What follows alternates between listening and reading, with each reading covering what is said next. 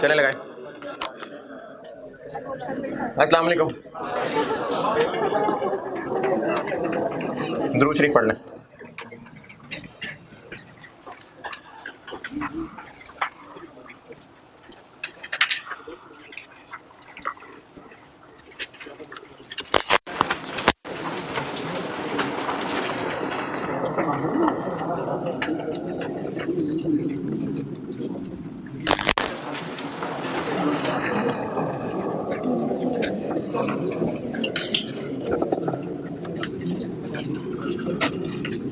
अच्छा, mid term का solution भी ले लीजिएगा और वापस भी ले लीजिएगा, और हो सकता है मार्किंग में आपको कोई एतराज़ हो तो वो भी ठीक करा लीजिएगा। फिर मैं भी बेइज्जती नहीं करता, क्योंकि हो सकता है आपकी मार्किंग में आपको कोई एतराज़ हो, वरना है तो हालत बेइज्जती वाली।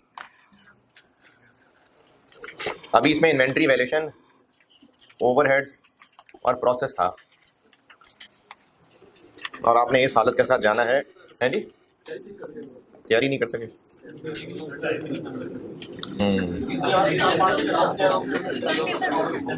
पेपर लेंथी था। चले ठीक है, नहीं करता बेइज्जती। Ali Aswad 31 out of 35। चलो ठीक है, शाबाश। रिदा अली 26.5। ठीक है, शाबाश। मोहम्मद जोहेब 23.25। सवा के। अच्छा अच्छा अच्छा। फातिमा वहीद, रमज़ान अली भट्ट, अच्छा 23.25 और 22.25।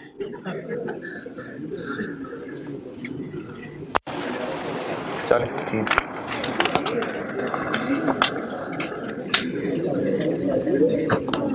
कल वाला सवाल वेरिएंसेस कंप्लीट करने को कहा था। मेरा ख्याल है 3-4 ही रह गए थे, बाकी तो मैंने वोट पे ही कर दिए थे। है जी, छोड़ दें, कोई बात नहीं है। नहीं नहीं, अब फिलहाल छोड़ दें। मैं स्प्रिंग 16 करा दूं ना, फिर आपको उसमें एक्चुअल प्रॉफिट निकालना बताऊंगा, फिर वो वाला एक्चुअल प्रॉफिट निकल आएगा। है नहीं, कर तो लिया, खत्म। वेरिएंसेस ठीक निकल आए, बस ठीक है।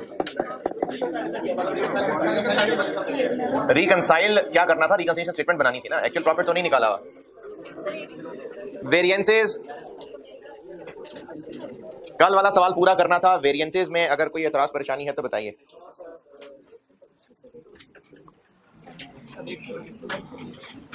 जी 11,500 एक्चुअल प्रोडक्शन थी ना, एक्चुअल प्रोडक्शन 11,500 थी। हाँ तो स्टैंडर्ड आर्स ऐसे ही निकालते हैं। अच्छा, ये ना स्टैंडर्ड आर्स, स्टैंडर्ड क्वांटिटी, ये आपको जैसे जैसे आगे बढ़ते जाएंगे, क्योंकि रिवीजन तो आप लोग कर नहीं रहे होंगे, तो फिर आपको ये मसला होना शुरू हो जाएगा, SQ SH निकालने में मुश्किल हो जाएगी। तो जो स्टैंडर्ड कार्ड में क्वांटिटी वाला कॉलम आ रहा होता है, दिस इनटू एक्चुअल प्रोडक्शन, ये होते हैं स्टैंडर्ड आर्डर। जितनी फिनिश गुड्स बनाई इनटू ये वाला कॉलम। स्टैंडर्ड कार्ड में जो क्वांटिटी वाला कॉलम है, जैसे मटेरियल 2.5 किलो, तो इसका मतलब है 1 यूनिट बनेगा तो 2.5 किलो मटेरियल लगेगा, तो फिर इतने के कितने लगने चाहिए थे, ये होता है SQ।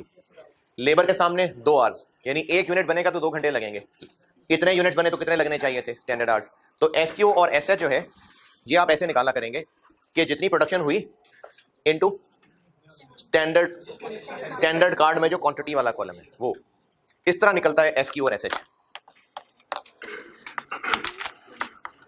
कल वाले सवाल में और कोई वेरिएंस पूछ रहा है तो पूछें, करना था तो मसला होना था।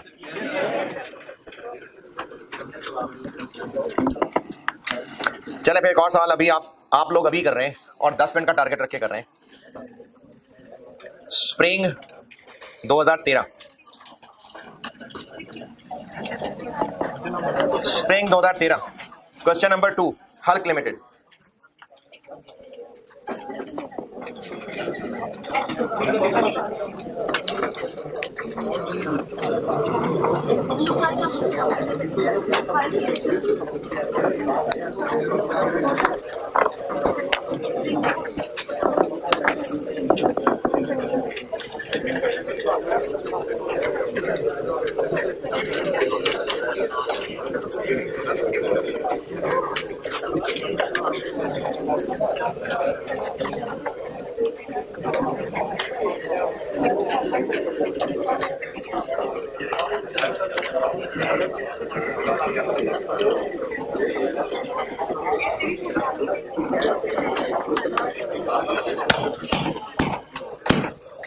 Spring 13 question number 2 part B का आंसर क्या होगा? जो मटेरियल प्राइस वेरिएंस के पॉसिबल रीजंस थे अनफेवरेबल के, एडवर्स के यानी, तो ये वो हैं 2 नंबर। और पार्ट ए कर रहे हैं आप लोग अभी। ये जो यूज फॉर वेरिएंस मेथड है इसको इग्नोर करें और आपने ये मटेरियल लेबर और ओवरहेड के वेरिएंसेस निकालने आप लोग कर रहे हैं अभी। हाँ जी, ओवरहेड्स लिखा ना, ओवरहेड्स। तो आप लोग ऐसा करें, प्रैक्टिस ही के लिए कर लेते हैं। असल में तो सवाल की रिक्वायरमेंट थी फॉर वेरिएंस मेथड। ये एक तरीका होता था, उसमें फिफ्थ वेरिएबल कंबाइन करके भी निकालते होते थे, ये अब नहीं आपके स्कोप में।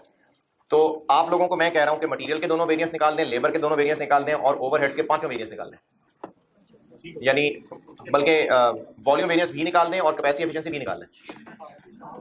Material price variance, material quantity variance, labour rate variance, labour efficiency variance, variable के दोनों, फिक्स्ड ओवरहेड्स, स्पेंडिंग भी, वॉल्यूम भी, और वॉल्यूम को 2 में तोड़ भी दें।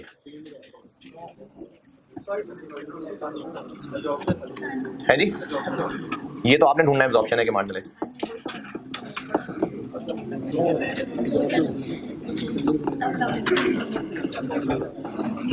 स्टैंडर्ड कार्ड जरूर बनाना है। अगर सिर्फ नाम लेके वेरिएंसेस पूछे ना तो बेशक पूरा स्टैंडर्ड कार्ड ना बने, यानी क्वांटिटी और रेट का कॉलम आ जाए काफी। टोटल वाला कॉलम रहना ही नहीं चाहिए, बनाना है तो बना ले। उसका इस्तेमाल होता है जब या तो प्रॉफिट निकालना होता है या फिर करेंगे आगे सवाल जिसमें इन्वेंट्री की वैल्यू निकालनी होगी। अदरवाइज इन सबके वेरिएंसेस में इस्तेमाल क्वांटिटी और रेट वाले का हो रहा होता है। टारगेट रख के करें 10 मिनट, चलो 12 कर लो यार।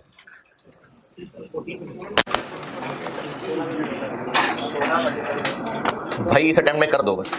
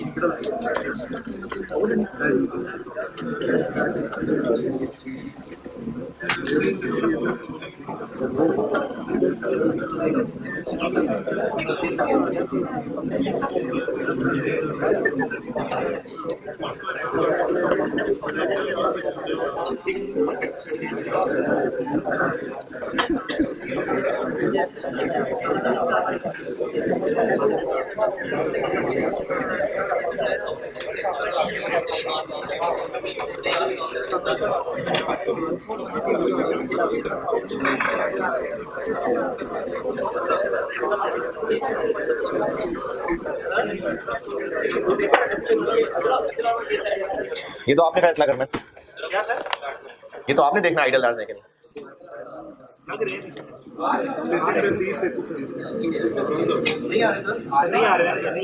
आइडल आर्ट्स कहाँ से आ गए?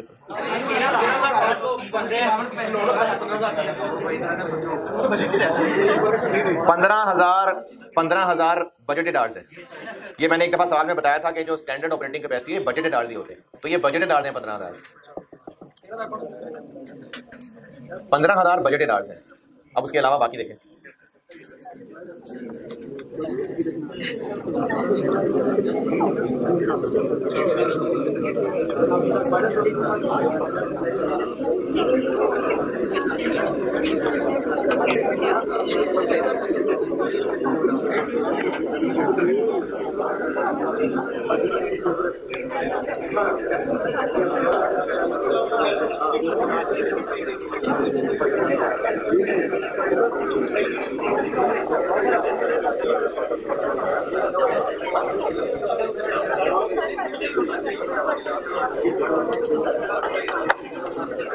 बस इतनी देर में हो जाना चाहिए था।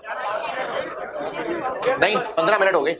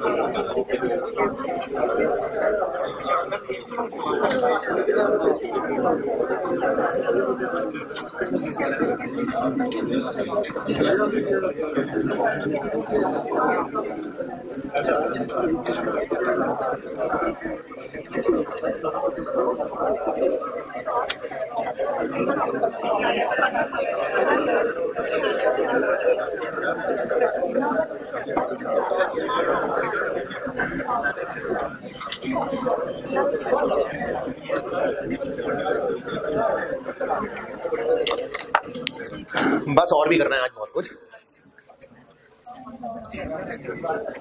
है जी। जी जी बिल्कुल, सीन वही है, ऐसे ही।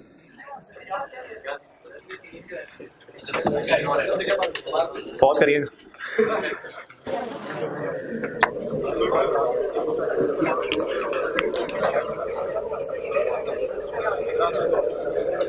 इसका सॉल्यूशन करना नोट, क्योंकि पीछे सॉल्यूशन जो है वो तो 4 वेरिएंस मेथड है, वो डिफरेंट कैलकुलेशन होती हैं, इसलिए करना नोट। और ऑनलाइन वालों के लिए मैंने फाइल रख दी है सॉल्यूशन।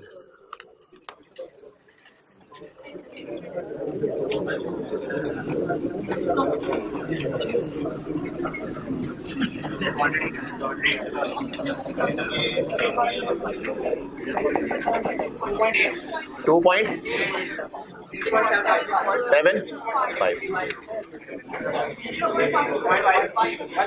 0.5 क्योंकि 30 मिनट्स मतलब 0.5 आवर 150। क्योंकि लेबर से रिलेटेड है इसलिए यही वाली क्वांटिटीज में भी आएगी 12।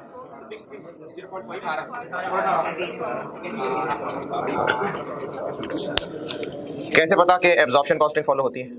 क्योंकि स्टैंडर्ड कार्ड के अंदर फिक्स्ड पर आर भी आ रहा है, तो हाँ ये स्टैंडर्ड कॉस्टिंग फॉलो होती है। Material price variance,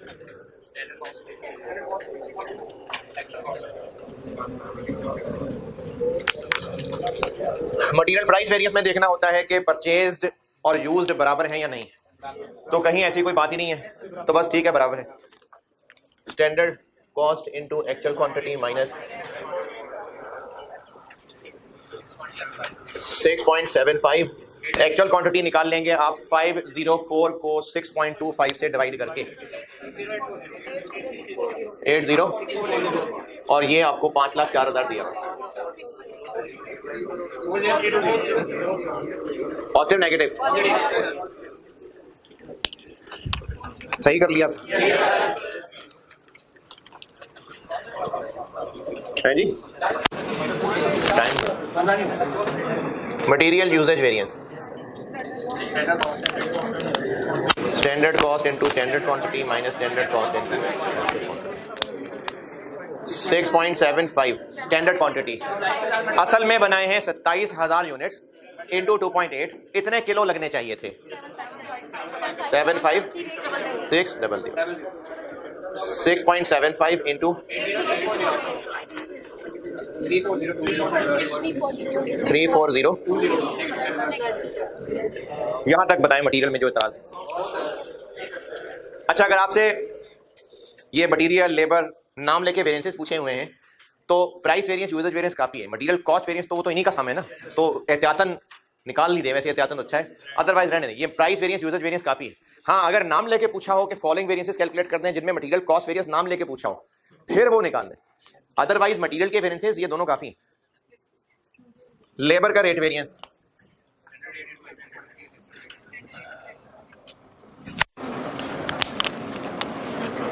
standard rate into actual hours minus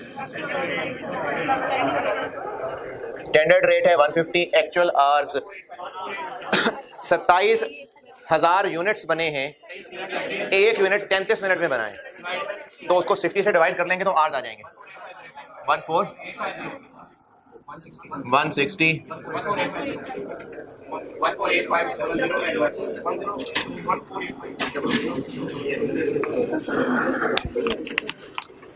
ये 80640 जिनको समझ नहीं आया, 5,04,000 डिवाइडेड बाय 6.25 किया था, और जिनको ये 14850 समझ नहीं आया, 27,000 इंटू 33/60 ऐसे किया।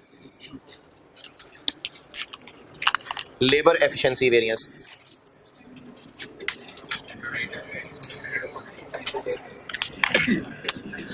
Standard rate into standard hours minus into standard hours. कैसे? एक यूनिट का स्टैंडर्ड है 0.5 इनटू 27,000,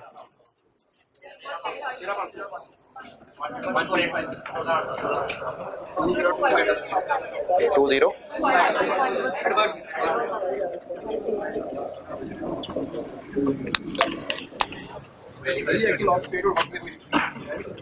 इसमें पेड और वर्ड और आइडल अलग अलग क्यों नहीं किए? कोई ऐसा हिंट है ही नहीं ना, कोई तरीका ही नहीं है कि आप इसमें कहीं आइडल। जी, वर्ड और पेड सेम है। Standard rate into actual hours minus actual rate into actual hours. Standard rate है 12, चूंकि ओवरहेड्स लेबर से लिंक्ड है, तो जो आवर्स यहां निकाल चुके होते हैं वही यहां इस्तेमाल हो जाएंगे। एक्चुअल आवर्स यही वाले।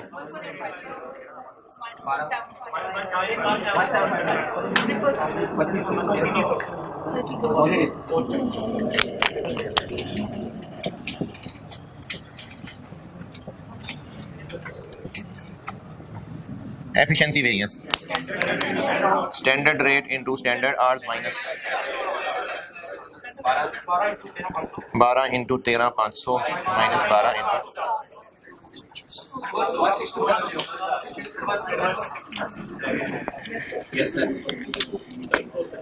हाँ जी। वेरिएंस एनालिसिस बहुत मुश्किल तो नहीं है, बहुत इजी नहीं है, बस आगे बढ़ते जाएं सवालों में। Fixed overhead. इस सवाल की रिक्वायरमेंट को अगर देखेंगे तो मटेरियल के दोनों वेरिएंस, लेबर के दोनों वेरिएंस और ओवरहेड्स के दो वेरिएबल, दो फिक्स्ड। वो मैंने खुद कहा था कि आप वॉल्यूम वेरिएंस को भी तोड़ के कैपेसिटी और एफिशिएंसी कर दें।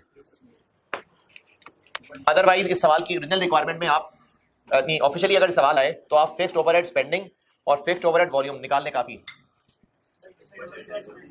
Budgeted minus actual. बजटेड ना गिवन हो तो उसका तरीका होता है standard rate into budgeted hours, और एक्चुअल तो टोटल गिवन होने चाहिए, लेकिन बहरहाल इधर उन्होंने पर आर करके दे दिया तो चलो ठीक है, पर आर सही, वरना फिक्स्ड ओवरहेड तो पर आर वाली चीज नहीं है, लेकिन उन्होंने क्या ही दिया कि 18 पर आर, तो ऐसे सही। ये एक सवाल कराया था मैंने शायद ऑटम 20 का, उसमें बताया था कि जो स्टैंडर्ड ऑपरेटिंग कैपेसिटी है ये बजटेड आवर्स है, तो 15,000 बजटेड आवर्स है।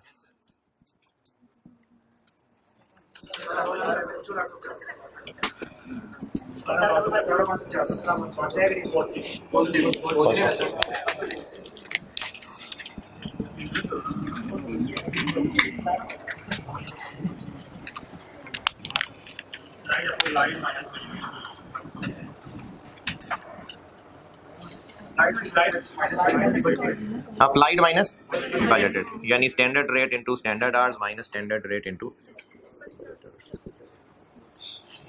18 into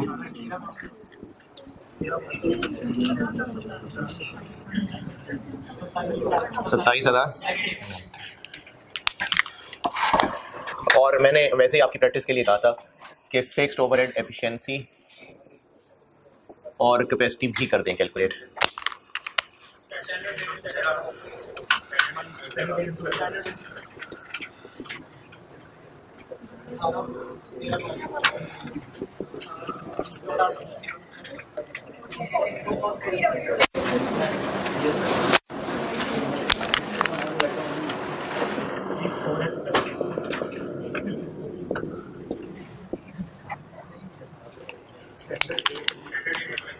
standard rate into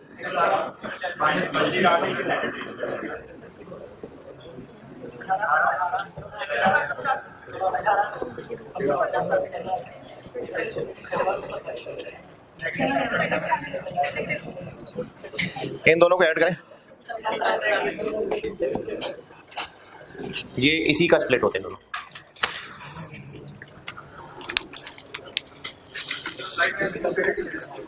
standard hours जी,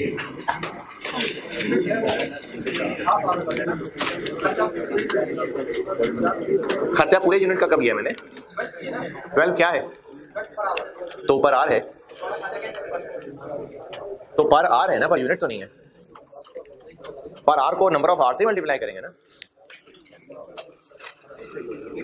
अगर 2 घंटे में बन रहा होता तो रेट को डबल कर देते, रेट तो पर आर है। ये सारे सही हैं किसी के? ठीक है जी। अरे यार 50 दफा बताइए ये बात, सारे लोग कान खोल कर सुन ले भाई।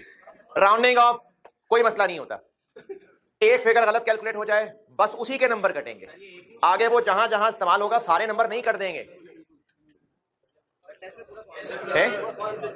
देखिए जो टेस्ट की मार्किंग है ना, वो आप ही की तरह के लोग हैं टीएस, तो वो आप ही की तरह, अगर आप ही को एक दूसरे के पेपर मार्क करने के लिए दिए जाए तो आप भी यही काम करेंगे। तो इसलिए हाँ, ये एक लिमिटेशन है, ये एक लिमिटेशन है कि आपके टेस्ट की मार्किंग में मसले हो सकते हैं। आप सॉल्यूशन देखें, अपना आंसर देखें, और उसमें अगर कहीं पर मसला है तो जरूर पूछा करें, लेकिन टेस्ट की मार्किंग को दिल पे बिल्कुल ना लें। इसलिए मैंने कोई बेइज्जती नहीं की, क्योंकि मुझे अंदाजा है कि मार्किंग में गलतियां होती हैं। क्योंकि देखें चीजों को ना प्रैक्टिकल भी देखें, आप ही के जैसे होते हैं जो टीएस होते हैं। क्वालिफाइड लोग तो नहीं टेस्ट मार्क कर रहे होंगे ना, लेकिन जो आई कैप का पेपर मार्क कर रहे होंगे वो क्वालिफाइड लोग होंगे, हैं जी। देखें वहां पे लिमिटेशन तो हो सकती है, होने को इंसान है। तो राउंडिंग ऑफ कोई मसला नहीं है, और अगर कोई एक वर्किंग गलत हो गई और वही बार बार इस्तेमाल हो रही हुई तो पूरा पेपर फाड़ के फेंक देंगे। नहीं, बार बार नहीं कटेंगे नंबर। इसमें कोई सवाल? चले फिर थोड़ा तगड़ा सवाल करते हैं जी। जी मैं करता हूं मैं। दिया हुआ है, बताएं कैसे। 175,000 को क्या किया, ठीक है, फिर आपने डिवाइडेड बाय 27,000 किया तो उसका आंसर क्या आया, ऊपर यूनिट आ गया, पर यूनिट, तो उसको फिर 8 से थोड़ी मल्टीप्लाई करेंगे। स्प्रिंग 16, स्प्रिंग 2016, ये मैं करता हूं बोर्ड पे, जितना हो गया, बाकी फिर आप करेंगे। स्प्रिंग 2016 क्वेश्चन नंबर 3 पढ़ लीजिए।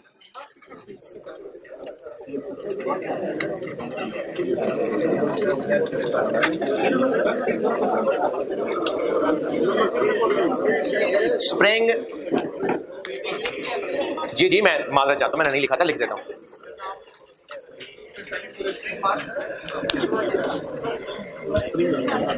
स्प्रिंग 16 क्वेश्चन नंबर 3 पढ़ लीजिए, करता हूं मैं बोर्ड पे।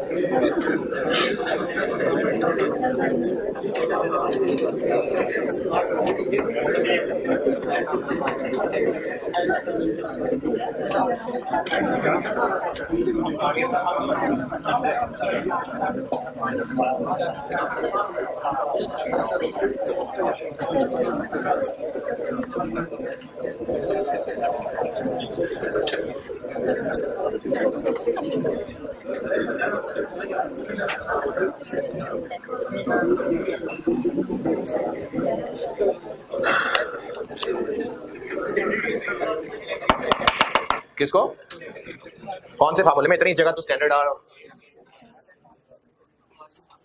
वॉल्यूम वेरिएंस के फार्मूले में यार, ये फिक्स्ड ओवरहेड वॉल्यूम वेरिएंस का फार्मूला क्या होता है,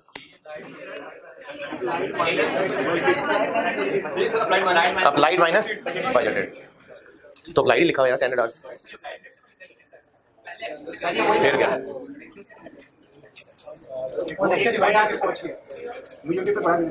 बड़ा भाई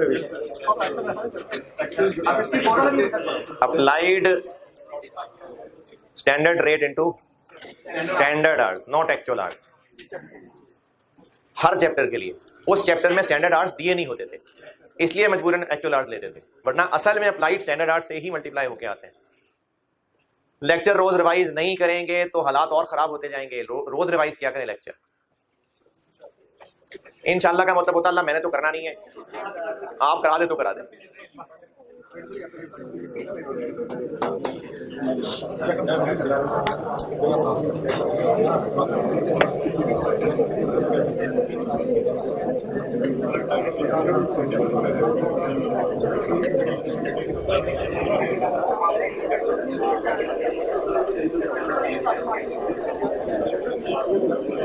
ये खामोशी इसलिए थी कि आप सवाल पढ़ रहे हैं, सवाल मतलब उसके अंदर सारा कुछ जो लिखा है वो सारा पढ़ना है।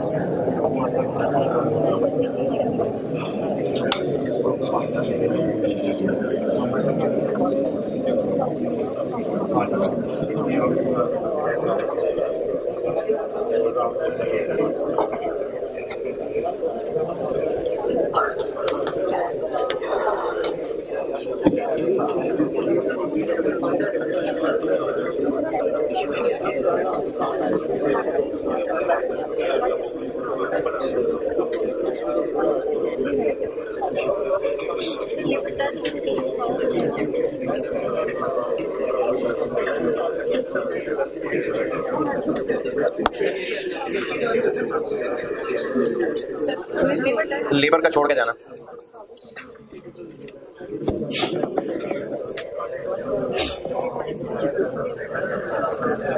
चले पढ़ लिया।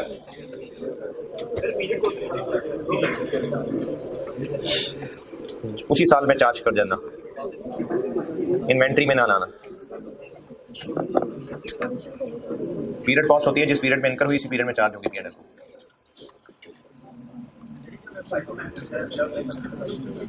इसका क्या यूज होता है? Very good question. कौन से क्वेश्चन? कोई यूज नहीं किया उनका। जानते यार, क्लोजिंग फिनिश गुड उसी साल वाला रेट पे बनाते थे मार्जिनल अब्जॉर्प्शन, तो यही फाइव है।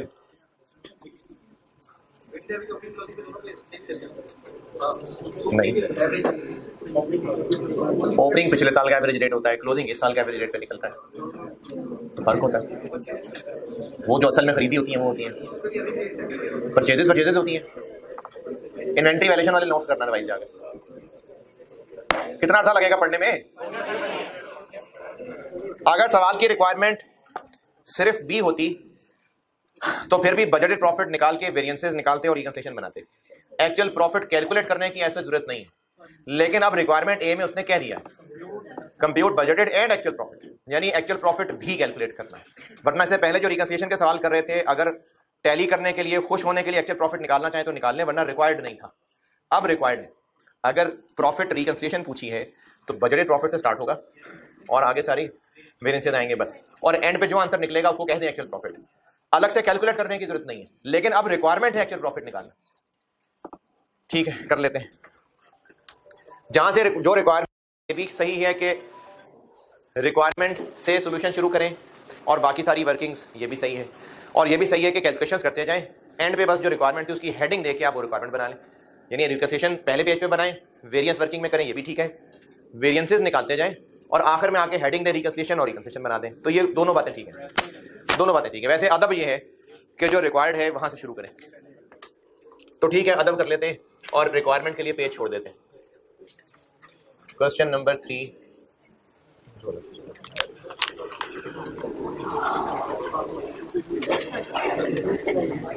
चूंकि अंदाजा नहीं होता ना कि कितने पेज छोड़ने, तो इसलिए पहले आप कैलकुलेशंस कर लें, और जब सारी कैलकुलेशंस कर लें तो उन सब के ऊपर वर्किंग्स की हेडिंग दे दें, और फिर जब वर्किंग्स पूरी हो जाएं तो उसके बाद फिर पार्ट ए रिकंसिलिएशन, ये हेडिंग्स दें प्रॉपर, पेपर मार्कर को पता चले कि कहां पर इसकी रिक्वायरमेंट शुरू हो रही है।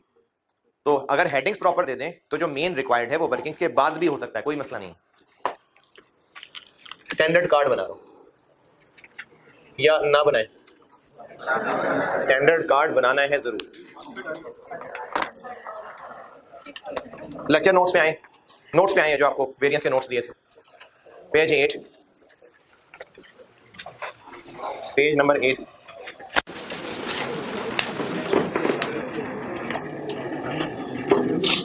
एंड पे एग्जाम नोट का डब्बा है, पहला और दूसरा बुलेट पॉइंट पढ़ लें।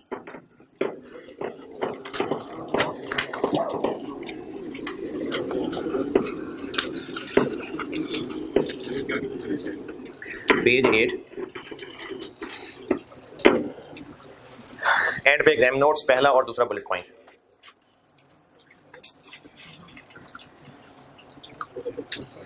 पहले बुलेट पॉइंट का मतलब है जो मैं आपको बार बार नसीहतें कर रहा हूं, और दूसरे बुलेट पॉइंट का मतलब है कि स्टैंडर्ड कार्ड पर यूनिट होता है, उसी को यूज करके ही तो बजटेड इनकम स्टेटमेंट बनती है। तो अगर आपको स्टैंडर्ड कार्ड नहीं दिया लेकिन बजट की इंफॉर्मेशन अवेलेबल है, अगर उसी का पर यूनिट निकाल लें तो वो स्टैंडर्ड कार्ड ही होगा। देखें, साल के शुरू में स्टैंडर्ड बना दिया, स्टैंडर्ड कार्ड कि 1 यूनिट इतने में बनना चाहिए, तो बजट बनाना है साल के शुरू में, तो उसी को यूज करके बनेगा ना, है ना। तो इसलिए बजट चूंकि बनता ही, एक सवाल किया था अभी कल मैंने डिस्कस किया, बजटेड इनकम स्टेटमेंट बनानी थी, तो बजटेड इनकम स्टेटमेंट साल के शुरू में बना रहे हैं, तो वो स्टैंडर्ड कार्ड को यूज करके बना रहे होंगे। जो स्टैंडर्ड कार्ड में सेल प्राइस पर यूनिट रखी है उसी को इस्तेमाल करके बजटेड यूनिट से मल्टीप्लाई करेंगे तो बजटेड सेल बन जाएंगे। इसी तरह स्टैंडर्ड कार्ड में 1 यूनिट की कॉस्ट रखी है, उसी को बजटेड यूनिट से मल्टीप्लाई करेंगे तो कॉस्ट ऑफ सेल बन जाएगी। तो स्टैंडर्ड कार्ड से ही बजट बनता है। अगर स्टैंडर्ड कार्ड सवाल में नहीं अवेलेबल और बजट की इंफॉर्मेशन है, उसी को पर यूनिट कर लें तो स्टैंडर्ड कार्ड बन जाएगा। ये लिखने की कोशिश की है टूटी फूटी इंग्लिश में। दोनों बुलेट पॉइंट्स पढ़ लिए, चलें आ जाए सवाल पे, आ जाए वापस। सवाल के शुरू में बजट का एक टेबल दिया हुआ,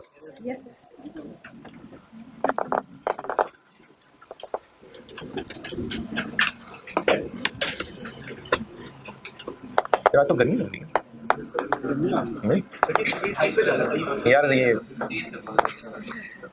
नहीं भी वो घुटन ज्यादा हो जाती है।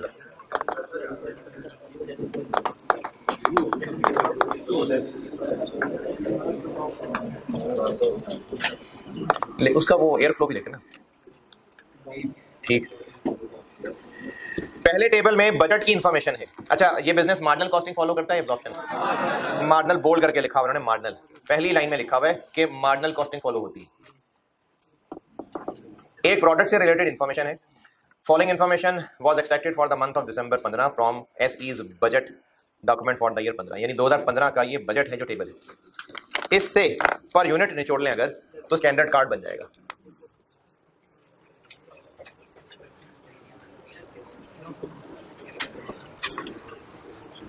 जी, डायरेक्ट मटेरियल अगर, अच्छा ये जो खर्चे दिए हैं बजट में कितने यूनिट्स के लिए? 10,000 यूनिट्स के। अच्छा, ये नंबर जो है ना, ये घूमते रहते हैं दिमाग में। फिनिश गुड्स और रॉ मटेरियल में फर्क है। फिनिश गुड्स हैं जो प्रोड्यूस होती हैं, जो मैन्युफैक्चर होती हैं। तो ये कितने यूनिट्स ऑफ फिनिश गुड्स के लिए बजट दिया हुआ है? 10,000 यूनिट्स बनाने के लिए अगर 5,000 किलो मटेरियल लगेगा तो एक के लिए कितना? 0.5। ये स्टैंडर्ड कार्ड बनता जा रहा है। अगर 5,000 किलो 9 मिलियन रुपए के हैं तो 1 किलो कितने का होगा? और 900।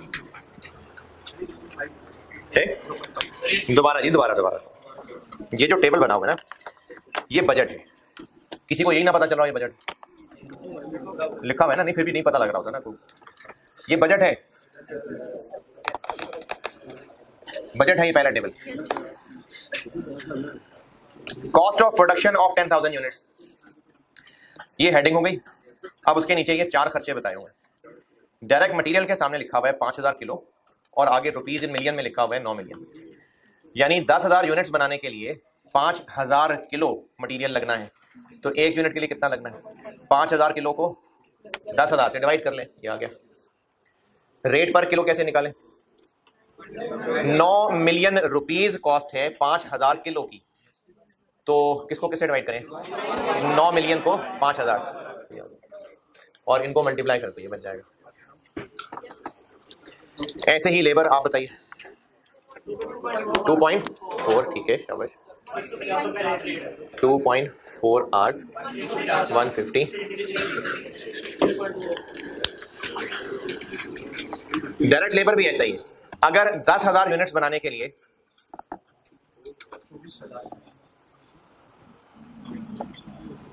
10,000 यूनिट्स बनाने के लिए अगर 24,000 घंटे लगने हैं तो 1 यूनिट के लिए 2.4। अगर 3.6 मिलियन रुपीज 24,000 घंटों की कॉस्ट है तो पर आवर कितनी? और इसको मल्टीप्लाई करें तो ये बनेगा।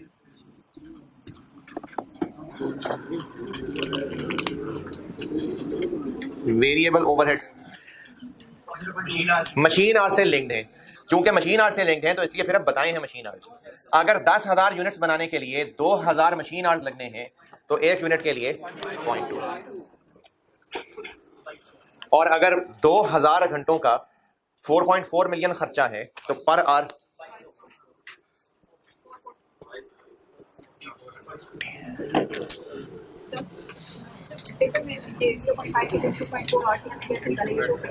नहीं काफी।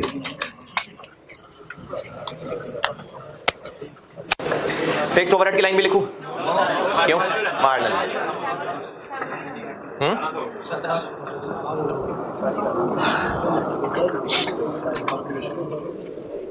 सेल वॉल्यूम वेरिएंस के लिए कंट्रीब्यूशन चाहिए कि प्रॉफिट, जो कि मार्जिनल है, तो इसको सेल प्राइस में से माइनस करेंगे।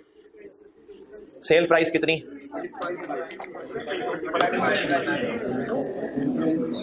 सेल प्राइस 25 है।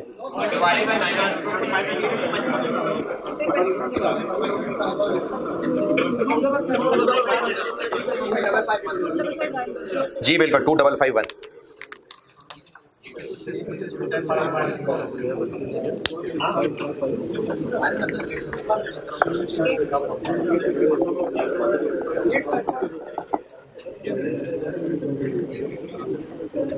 2551 कैसे, जिस तरह बाकी निकालें।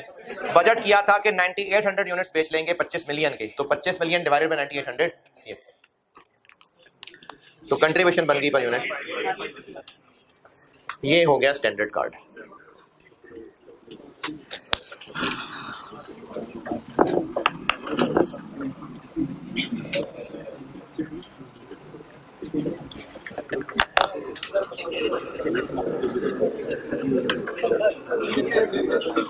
जी आप बताएं कैसे, देखिए पहला टेबल बताएं। जिनको ये 2551 समझ नहीं आया वो खुद टेबल ढूंढें और बताएं कैसे निकलना चाहिए था। जिनको समझ नहीं आया उनसे क्या है, पहले टेबल पे गौर करिए और देखिए सेल प्राइस पर यूनिट कैसे फाइंड कर सकते हैं। आपको सेल्स की टोटल अमाउंट बताई हुई है और जितने यूनिट्स हैं वो बताए हुए, तो यूनिट से डिवाइड कर लें। स्टैंडर्ड कार्ड, इसको कैलकुलेशन चेक कर लीजिए। स्टैंडर्ड कार्ड बहुत जरूरी है सवाल के लिए। स्टैंडर्ड कार्ड बनता है तो फिर बाकी उसके बाद काम आगे चलेंगे, है?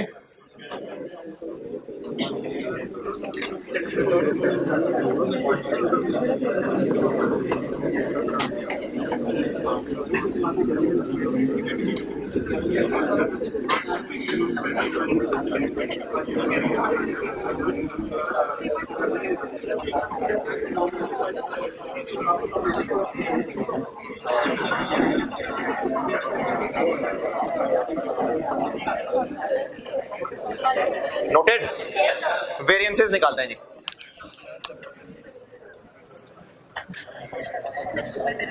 सेल प्राइस वेरिएंस,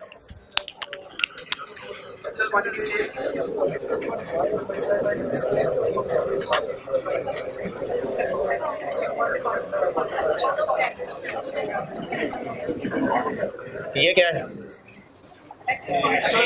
दी हुई है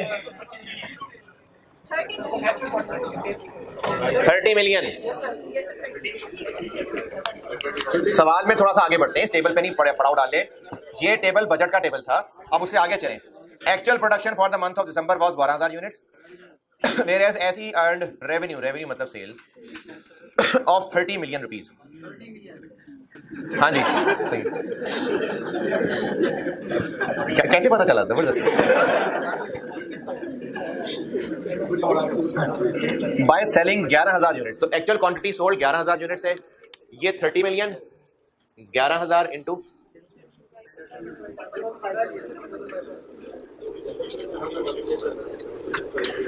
अच्छा, आप ना कैलकुलेटर के ऊपर पूरी अमाउंट ही लिखा करिए, एंड आंसर सवाल के साथ चल रहे। जैसे सवाल में फिगर सब मिलियन में, तो आंसर मिलियन में ही बता दे। 1.9 पॉजिटिव नेगेटिव। कैलकुलेटर में पूरी फिगर लिखें, लेकिन आंसर लिखते हुए आप सवाल के साथ चलें। सवाल 1000 में है तो आप भी 1000 में चलें, सवाल मिलियन में है तो आप भी मिलियन में चलें।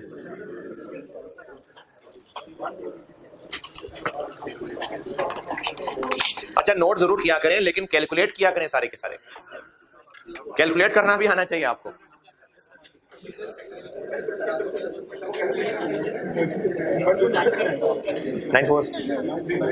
नाइन 1.939 को अगर राउंड करें तो 1.94 बनता है।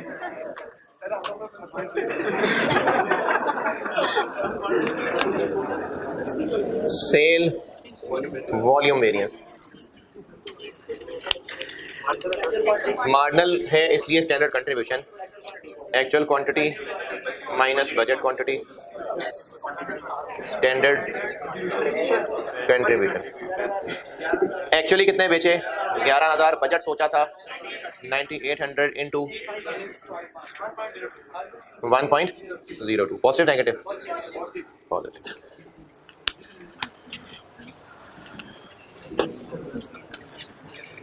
ग्यारह 11,000 यूनिट्स एक्चुअल हैं और बजट 9800 थे और 851 है।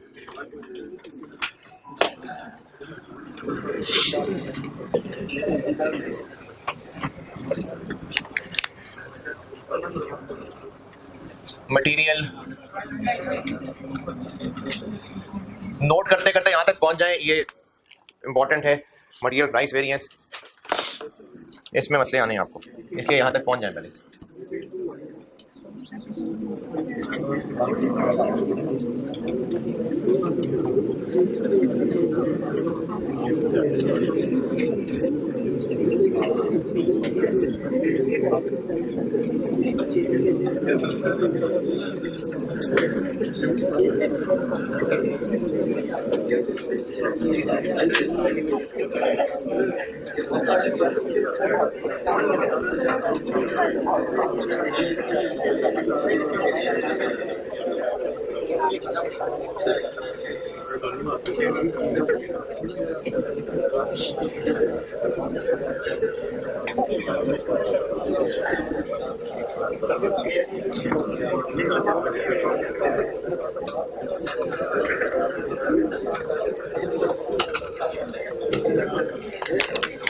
जल्दी भाई। Material price variance, material price variance के लिए देखना पड़ता है, क्योंकि रिवाइज तो करना नहीं आपने, इसलिए मैं याद दिला देता हूं। मटेरियल प्राइस वेरिएंस के लिए देखना पड़ता है कि केस 1 है या केस 2 है, यानी मटेरियल परचेज्ड और यूज्ड बराबर है या नहीं, तो नहीं है बराबर। पॉइंट नंबर 2, मटेरियल यूज्ड 1 शायद, पता नहीं। Point number 1, 5700 kg issue to production, ये हो गया यूज्ड, और परचेज्ड 15,000, जो कि उसी के बाद टेबल में नजर आ रहा है, तो परचेज यूज्ड बराबर नहीं है, केस 2। अगली बात ये देखनी है कि फिर inventory is valued at actual cost है या स्टैंडर्ड कॉस्ट है, तो inventory is valued at actual cost है, एक्चुअल। FIFO लिखा हुआ है साफ साफ है। FIFO लिखने से क्या से पता कि एक्चुअल है भाई? FIFO बात ही यही है कि जो जितने के खरीदे थे, पहले खरीदे थे, बाद में खरीदे थे, तो सारा एक्चुअल डाटा है, तो FIFO का कॉन्सेप्ट है ना। स्टैंडर्ड तो स्टैंडर्ड है, उसमें तो कोई FIFO नहीं है। तो FIFO लिखे होने की वजह से पता चल रहा है कि inventory is valued at actual cost है, लेकिन आखिरी लाइन में तो स्टैंडर्ड लिखा हुआ है। सवाल की आखिरी लाइन में तो क्लोजिंग इन्वेंट्री ही की बात है, सवाल के आखिरी लाइन में तो स्टैंडर्ड लिखा हुआ है।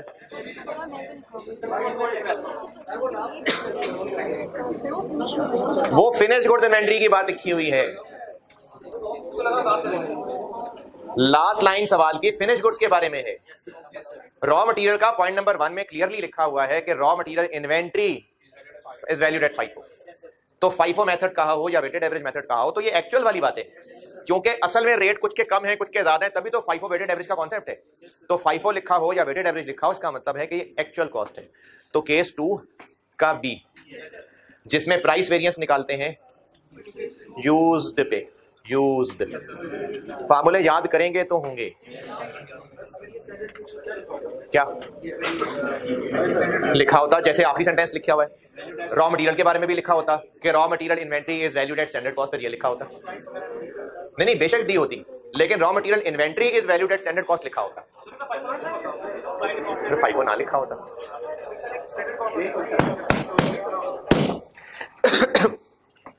पॉइंट नंबर 1 में raw material inventory is valued at FIFO method लिखा हुआ है, तो इसका मतलब है कि inventory is valued at actual cost. क्यों FIFO का मतलब एक्चुअल होता है, ये बताइए। FIFO वेटेड एवरेज होते क्या हैं? एक्चुअल डाटा से ही निकलते हैं ना। एक्चुअल डाटा होगा तो पता चलेगा ना कौन से पहले खरीदे थे, कौन से बाद में खरीदे थे। तो ये तो नाम, ये इनका फायदा, इनका इस्तेमाल ही तब है जब एक्चुअल डाटा सामने आ जाएगा। तो अगर FIFO पे वैल्यू होना है या वेटेड एवरेज पे वैल्यू होना है, तो ये एक्चुअल कॉस्ट की बात हो रही है। अगर ये सवाल पार्ट ए होता तो फिर पॉइंट नंबर 1 में लिखा होता raw material inventory is valued at standard cost, ये लिखी होती बात। तो जब एक्चुअल पे वैल्यू होता है तो प्राइस वेरिएंस किस पे निकालते हैं? यूज्ड पे।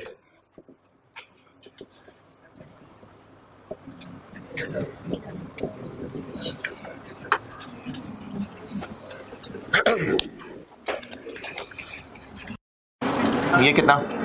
1800। ये कितना?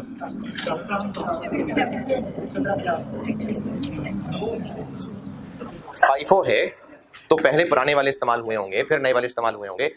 ये जो फार्मूला है ना, ये तो सिंबॉलिकली ऐसे लिखा हुआ है, actual cost actual quantity use. ये जरूरी नहीं है कि दो चीजों को मल्टीप्लाई करके आ जाए, हो सकता है 4-5 तरह की चीजें हो, कुछ यूनिट्स इस रेट वाले, कुछ यूनिट्स इस रेट वाले। जरूरी नहीं है कि सिर्फ एक पर यूनिट कॉस्ट होगी, 3-4 तरह की भी हो सकती है।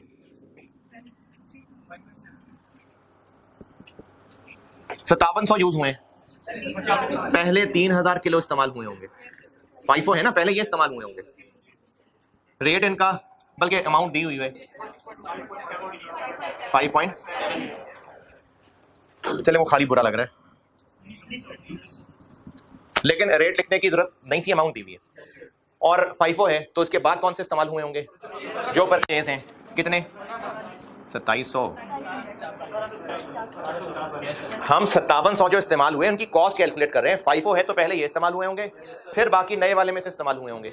नए वाले किस रेट पे खरीदे थे, कैसे पता चलेगा? 15,000 किलो 26.25 मिलियन के हैं तो 1 किलो का रेट निकलेगा 7।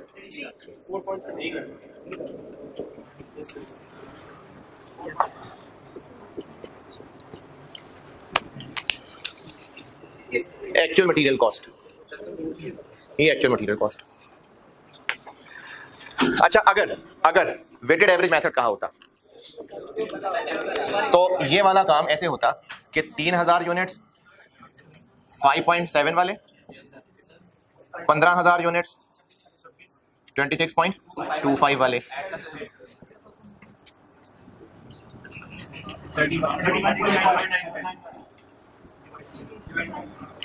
इसको से डिवाइड करते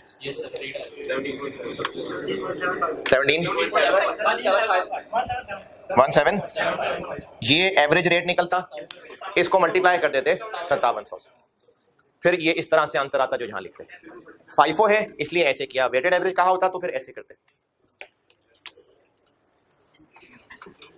साइड पे कहीं वेटेड एवरेज वाली वैरायटी भी लिख लें। वेटेड एवरेज होता तो इस 1775 को फिर 5700 से मल्टीप्लाई करते और आंसर आ जाता 10.11 मिलियन। फिर ये 10.43 की बजाय ये आंसर वहां लिखते।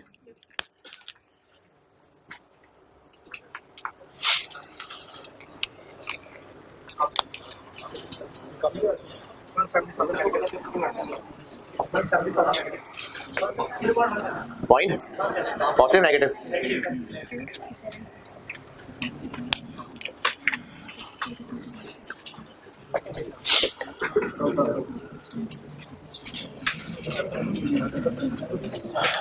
अच्छा कल मैं इसको कर तो दूंगा बोर्ड पे बिल्कुल, लेकिन बेटा आपको ट्राई करें। मैं कल बोर्ड पे करूंगा, सारा करूंगा, लेकिन आप पहले खुद भी ट्राई करिए।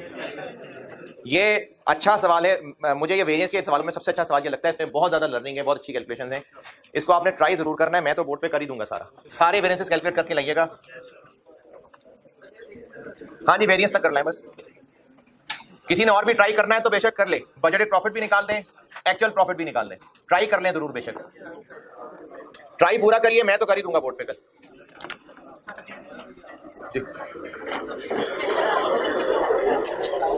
कितने बजे एंड होगी? 6 बजे। क्या जी?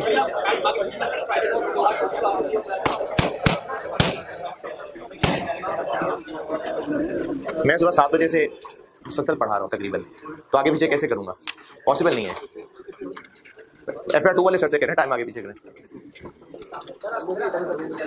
क्या हुआ? मैं आज ही कर लेता, लेकिन सुबह वाले सेक्शन को मुझे बताना याद नहीं रहा, क्योंकि लास्ट टाइम वही आए थे, आप लोग चले गए हुए थे।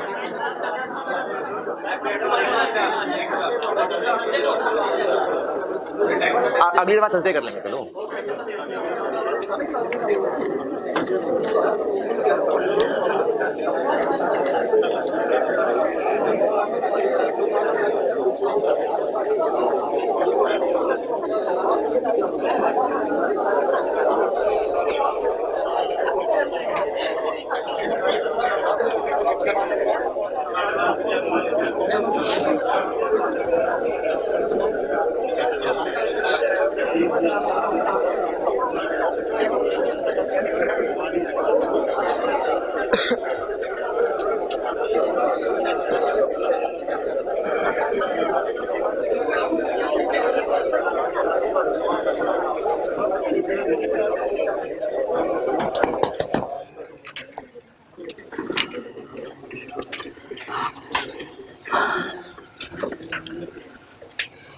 अच्छा, आप लोग चूंकि जवान हैं तो मैं इसकी कोशिश है कि उन्होंने कुछ अल्फाज थोड़े सेंसर करके बोलूं, लेकिन इंपॉर्टेंट बात है बहुत ज़्यादा। जब बालिग हो जाता है ना इंसान, तो उसके अंदर फिर ख्वाहिशात बनती है। ये अल्लाह की एक फितरत अल्लाह ने इंसान में रखी है, ख्वाहिशात होंगी, और उन्हीं ख्वाहिशात की तकमील फिर अल्लाह ने निकाह में रखी है। जब बलूगत आ गई तो ख्वाहिशात बननी शुरू हो जाएगी।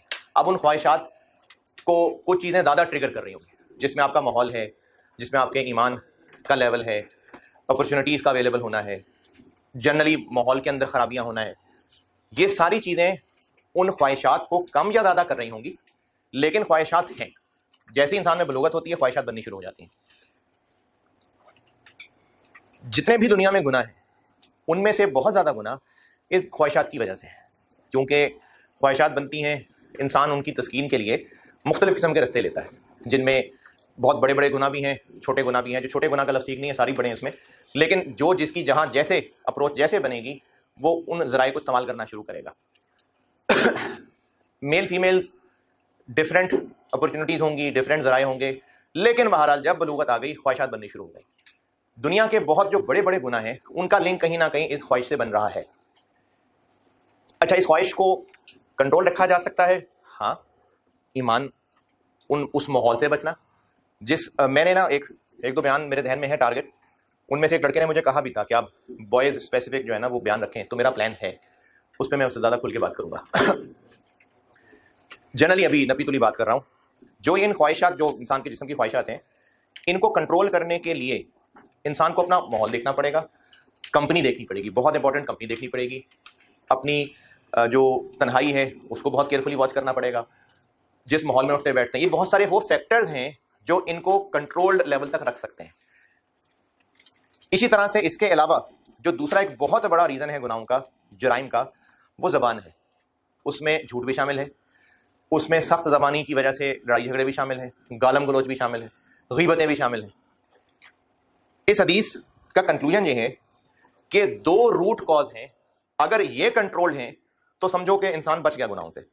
इब्ने माजा 4246, सैयदना अबू हुरैरा रज़ियल्लाहु अन्हु से रिवायत है, नबी अकरम सल्लल्लाहु अलैहि वसल्लम से सवाल किया गया कि कौन से अमाल इंसानों के ज़्यादा जन्नत में जाने का सबब बनेंगे। यानी जैसे स्टूडेंट अगर पूछे जाए कि जी पास होने के मेन पॉइंट्स क्या हैं या फेलियर के बड़े रीजंस क्या हैं, दो एक्सट्रीम्स पूछें, तो जन्नत में जाने का सबब बनेंगे वो कौन से ज़्यादा अमाल है। आप सल्लल्लाहु अलैहि वसल्लम ने फरमाया, अल्लाह का डर, तकवा कहते हैं जिसको, और अच्छा इखलाक। तकवा और अच्छा इखलाक। और पूछा गया कि कौन सी चीज़ें इंसानों के ज़्यादा जहन्नम में जाने का सबब होंगी। आप सल्लल्लाहु अलैहि वसल्लम ने फरमाया, दो चीज़ें, मुंह और शर्मगाह। अब शर्मगाह में ये सारी ख्वाहिशात इससे लिंक हो गई, पूरा एक फंक्शन बन गया, पूरा फंक्शन, जितनी चीज़ें भी इस ख्वाहिशात से लिंक हैं, वो और मुंह, ये दो चीज़ें, सारे गुनाह इनसे ही जनरेट होते होंगे। ये बन रहे हैं दोज़ख में जाने के ज़्यादा सबब। कल मुलाकात होगी इंशाअल्लाह।